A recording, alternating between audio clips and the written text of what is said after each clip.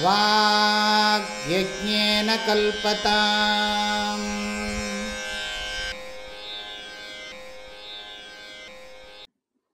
சத்குருநாத மகாராஜ் கி ஜெய். ஹர ஹர நமः பார்வதி பதயே. ஹர ஹர மகாதேவ. தத்தாத்ரேய பகவான் கி. ராஜா ராமச்சந்திரமூர்த்தி கி. கம்பர் பெருமான் அருளி செய்த கம்பராமாயணத்தினுடைய பாடல்களை எல்லாம் படிக்கிறோம். அயோத்தி மாநகரத்தினுடைய சிறப்பு, கோசல நாட்டினுடைய சிறப்பை சொன்ன கம்பர் அயோத்தி மாநகரத்தினுடைய சிறப்பை சொல்லுகிறார். அறிஞர்களெல்லாம் இனிமையான சொற்களால் புகழப்படுகின்ற அயோத்தி மாநகரம்னர். அந்த முதல் பதமே ரொம்ப முக்கியம். அறிஞர்களெல்லாம் புகழக்கூடியது என்று சொன்னவர், மோட்சத்தில் இருக்கக்கூடியவர்களாம் கூட, இறைவனிடத்திலே இருக்கக்கூடியவர்கள்லாம் வந்து இந்த இடத்துல பிறக்கணும்னு ஆசைப்படுற இடம். அப்புறம் பூமாதேவியினுடைய முகம் போல நேற்றைக்கு பார்த்தோம். இப்போ அடுத்தது, உமைக்கு ஒரு பாகத்து இருவனும் இருவர்க்கு ஒரு தனி கொழுனனும் மலர்மேல் கமைப்பெறும் செல்வக் கடவுளும் ஓமை கண்டிலர். அங்கு அது காண்பான் அமைப்பு அருங்காதல் அது பிடித்து உந்த அந்தரம் சந்தராதித்தர் இமைப்பு இலர் திரிவர். அது அலால் இதனுக்கு இயம்பலாம் எது மற்று யாதோ.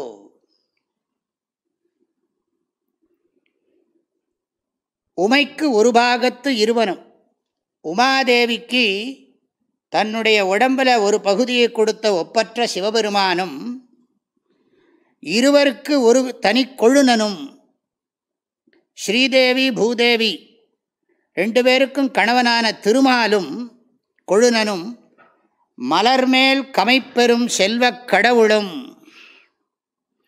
அந்த திருமாலினுடைய உந்தி தாமரையில் உதித்த பெரும் செல்வக்கடவுளும். செல்வக்கடவுள்னா பிரம்மதேவன்கிறார். பொறுமையே பெரும் செல்வமாக கமைப்பெறும்ங்கிறார். கமைப்பெறும்னா பொறுமையே வடிவானவராம் பிரம்மதேவர். பெரும் செல்வமாக கொண்ட பிரம்மதேவனும் இந்த அயோத்திக்கு பெருஞ்செல்வக் கடவுளும் உவமை கண்டிலர். அங்கு அது காண்பான். இந்த அயோத்தி நகரத்துக்கு சமமாக பிரம்மா விஷ்ணு ருத்ரன் கூட பார்த்திருக்க மாட்டார்களாம். அவ்வளவு சிறப்புடையது அப்படிங்கிறார். அந்நகருக்கு உவமையான நகரை காணும் பொருட்டு, இதுதான் ரொம்ப சுவாரஸ்யமாக சொல்கிறார். அமைப்பு அங்கு அது காண்பான் அருங்காதல் அது பிடித்து உந்த அந்தரம் சந்தராதித்தர் இமைப்பு இலர் திரிவர். அதுக்கு நிகராக அயோத்தியை பார்த்து விட்டார்கள் சூரியனும் சந்திரனும். அதுக்கு சமமாக ஒரு ஏதாவது ஊர் இருக்கான்னு திரியிறாங்களாம். இன்றைக்கி வரைக்கும் அவங்களுக்கு கிடைக்க மாட்டேங்கிறதான். சந்திரனும் சூரியனும் அயோத்தி நகரத்தை பார்த்துட்டு இதுக்கு சமமாக ஒரு நகரம் இருக்குமா அப்படின்னு சுற்றி சுற்றி பார்க்குறாங்களாம். ஆகாசத்தில் எங்கேயுமே காண மாட்டேங்கிறதான் அந்த ஊர். அது பிடித்து உந்த அந்தரம் சந்திர ஆதித்தர் இமைப்பு இலர் திரிவர். அது அலால். இதெல்லாம அவர்களுக்கு எதுக்காக இப்படி ஆகாசத்தில் ரெண்டு பேரும் சந்திரனும் சூரியனும் திரியிறாங்க அப்படின்னா வேறு காரணம் இருக்க முடியாது. அயோத்திக்கு சமமாக ஏதாவது ஒரு ஊர் இருக்கான்னு தேடுறாங்க. இன்றைக்கி வரைக்கும் தேடின்னு இருக்காங்க, கிடைக்கல. இதெல்லாம் வர்ணனை. அதாவது ஒரு அற்புதமான கற்பனை பண்ணணும்னா அது ஒரு உயர்ந்த கற்பனையோடு சொல்லுகிறார். ஆனால் இதில் அந்த அளவுக்கு நாட்டினுடைய விஷயங்கள் எல்லாம் சொல்ல போகிறார். அதனுடைய மகிமைகள் எல்லாம் சொல்ல போகிறார். அயில்முக குலிசத்து அமரர் கோன் நகரும் அழகையும் என்று இவை அயனார் பயிலுறவு உற்றபடி பெரும்பான்மை பகர்திரு நகர் இது படைப்பான் மயன் முதல் தெய்வ தச்சரும் தம் தம் மனத்தொழில் நாணினர் மறந்தார் புயல் தொடு குடுமி நெடுநிலை மாடத்து இந்நகர் புகழுமாறு எவனோ.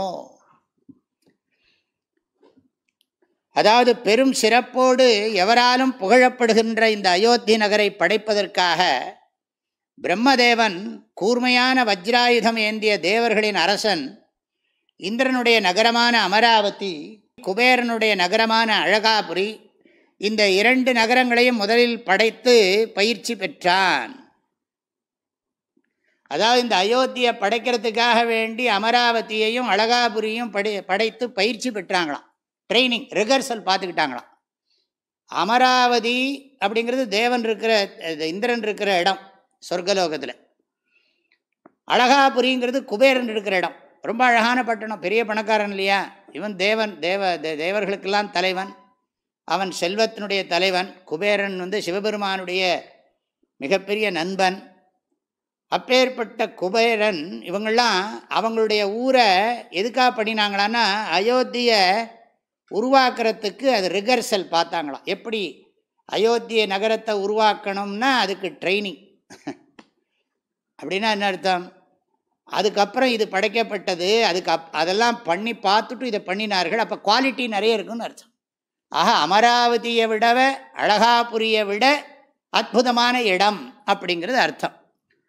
அழகாபுரியை விட அமராவதியை விட அற்புதமான க்ஷேத்திரம் இந்த அயோத்தி க்ஷேத்திரம் அப்படின்னு. மயன் முதலான தேவ சிற்பிகளும் இந்நகரத்தைப் போல சிறப்பாக ஒரு நகரை படைக்க முடியவில்லையே என்று வெட்கமடைந்து அவர்கள் மனத்திலேயே நினைத்து நகரங்களை உருவாக்கும் தொழிலை மறந்து விட்டார்கள்.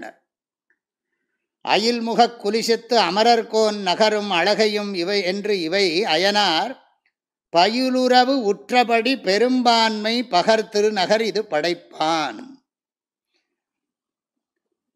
மயன் முதல் தெய்வத் தச்சரும் தம் தம் மனத்தொழில் நாணினர் மறந்தார். இதெல்லாம் நம்மளால் பண்ண முடியாது பானுட்டான்.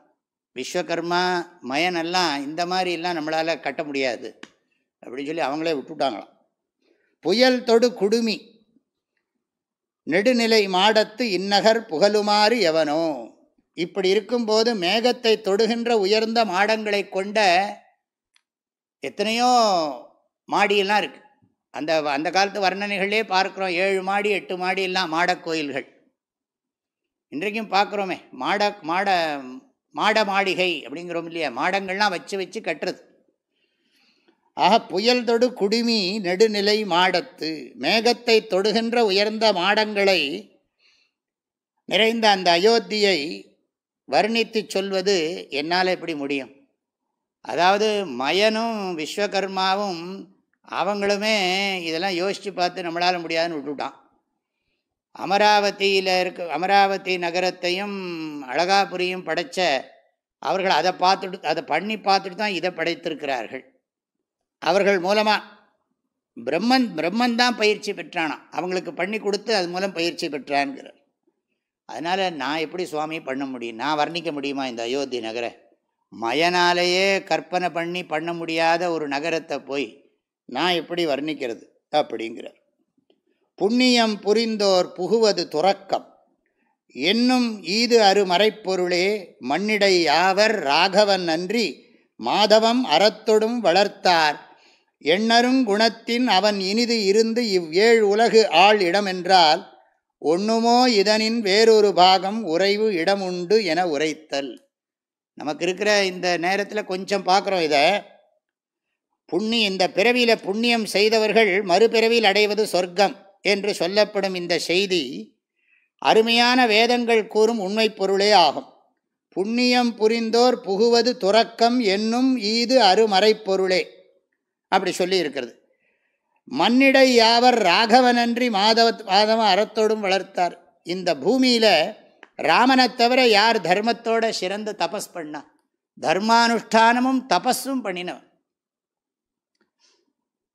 தர்மம் தபஸ் ரெண்டையும் பண்ணினவர்.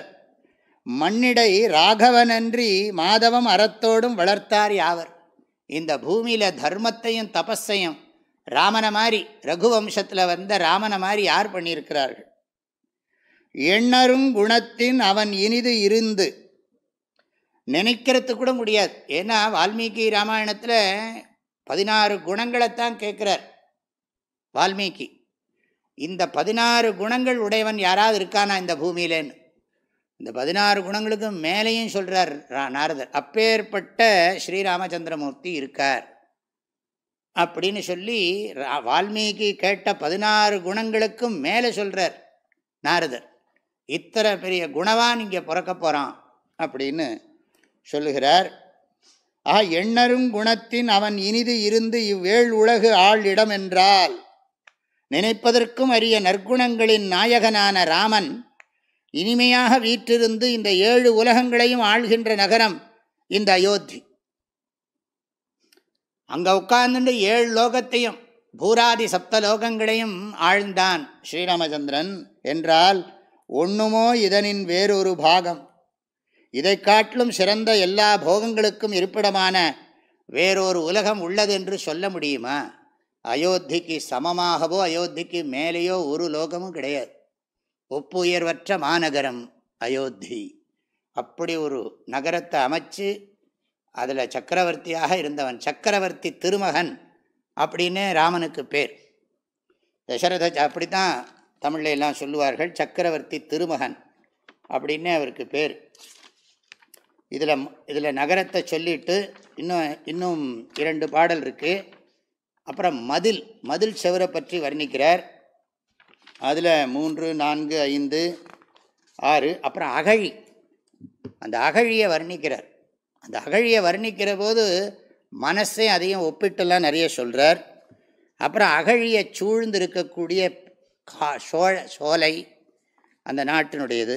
அப்புறம் 7 நிலை மாடங்கள், அதை பற்றின வர்ணனைகள், மாளிகைகளுடைய அமைப்பு, அதுக்கு பிறகு அங்கே இருக்கக்கூடிய கொடிகளுடைய காட்சி, அப்புறம் மாளிகைகளில் இருக்கிற பிரகாசம், ஒளிச்சிறப்பு, அங்கே இருக்கக்கூடிய ஆடல் பாடல் விளையாட்டுக்கள், எல்லாரும் சந்தோஷமாக இருக்கிறது, அப்புறம் பெண்களுடைய அழகு, அப்புறம் பெண்களுடைய ஆடல் பாடல், பொதுவாக எல்லா ஜனங்களுடைய சந்தோஷம், மாந்தரின் மகிழ்ச்சி, அப்புறம் நகர மாந்தர்களுடைய பொழுதுபோக்கு, அதை பற்றி மாடங்களில் கொடி முதலியன. கடைசியில் முடிக்கிற போது போக மாநகர் அயோத்தி. அவ்வளவு எல்லாரும் தர்மமான போகங்களை அனுபவித்த பூமி அப்படின்னு வர்ணிக்க போகிறார். இதை நாம் தொடர்ந்து எவ்வளோலாம் முடியுமோ பார்ப்போம். அயோத்தியில் 5ஆம் தேதி இன்றைக்கு நடக்கக்கூடிய இந்த சிலான்யாச முகூர்த்தம் நல்லபடியாக முடிஞ்சு ஸ்ரீ ராமச்சந்திரமூர்த்தியினுடைய ஆலயம் அற்புதமாக எல்லாருக்கும் பலனை கொடுக்கணும்.